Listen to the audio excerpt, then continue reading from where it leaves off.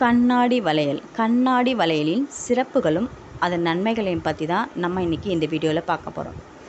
கண்ணாடி வளையலை நம்ம அணியும் பொழுது தோஷங்களை விலக்கிவிடும்.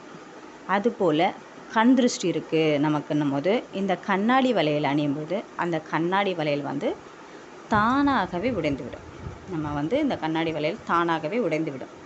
அதுபோல் நம்ம இந்த கண்ணாடி வளையலின் கலர்கள் ஒவ்வொரு கலருக்குமே ஒவ்வொரு பலன்கள் உள்ளன. அதுபோல் இப்போ நம்ம எல்லா சுப நிகழ்ச்சிகளுக்குமே கண்ணாடி வளையல் தான் அணிகிறோம். இப்போ மஞ்சள் கலர் வளையல் அணிகிறோன்னும் போது பொதுவாகவே மகிழ்ச்சியை பெற்றுக் கொடுக்கும்.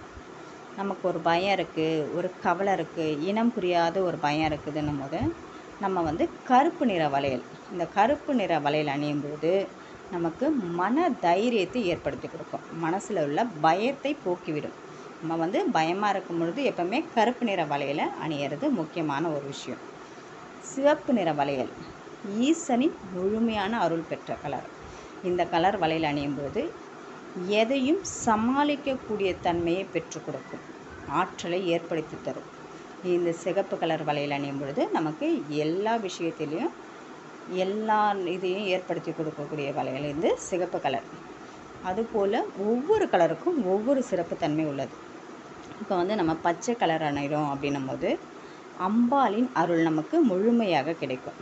நமக்கு மனசாந்தியை கொடுக்கக்கூடிய வளையல் பச்சை கலர். இந்த பச்சை கலர் அணியும் பொழுது நம்ம மகிழ்ச்சியை கொடுக்கும். அதுபோல் நமக்கு ஏதோ எல்லா கஷ்டமாக இருந்தாலும் நமக்கு ஒரு மனசில் ஒரு அமைதி, ஒரு நிம்மதியை ஏற்படுத்தி கொடுக்கும் இந்த பச்சை கலர் வளையல் அணியும் பொழுது. இதுபோல் ஒவ்வொரு வளையலுக்கும் ஒவ்வொரு பலன்கள் உள்ளன. அதுபோல் நம்ம ஆடி பூரத்தில் தான் அம்பாளுக்கு வளையல் வாங்கி கொடுப்போம். அதுபோல் இல்லாமல் ஒவ்வொரு மாதத்துலேயும் வரக்கூடிய பூர நட்சத்திரத்தன்று நம்ம வளையல் வாங்கி நம்ம வீட்டிலையே அம்பாளுக்கு பூஜை பண்ணணும். நம்ம பூஜை பண்ணி நம்ம வீட்டிலையே வச்சுக்கணும். அந்த வளையலை வச்சுட்டு ஒவ்வொரு மாதமும் வாங்கி வச்சுக்கணும். இதுபோல் வச்சுட்டு நம்ம வீட்டுக்கு வரக்கூடிய ஒவ்வொரு சுமங்கலி பெண்களுக்கும் நம்ம வீட்டுக்கு போகிறாங்கன்னும் போது நம்ம குங்குமம் கொடுத்து அனுப்புவோம். குங்குமம், பூ இது போல் கொடுப்போம், தாம்பூலம் கொடுப்போம்ல.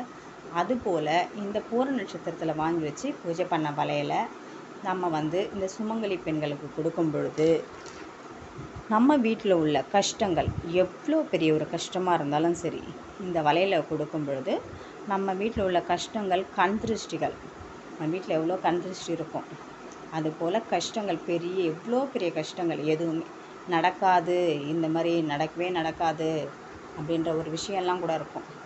அந்த விஷயம்லாம் கூட நல்லபடியாக நடக்கணும்னா இதுபோல் நம்ம பூர நட்சத்திரத்தில் வாங்கி நம்ம வீட்டிலையே வேண்டி வச்சு இந்த போல் கண்ணாடி வளையலை நம்ம கொடுக்கணும். கொடுக்கும் பொழுது நம்ம வீட்டில் உள்ள கஷ்டங்கள் அனைத்துமே தீர்ந்து எல்லா விஷயங்களிலுமே எல்லா சுப நிகழ்ச்சிகளிலுமே தடைகள் இல்லாமல் நடைபெறும்.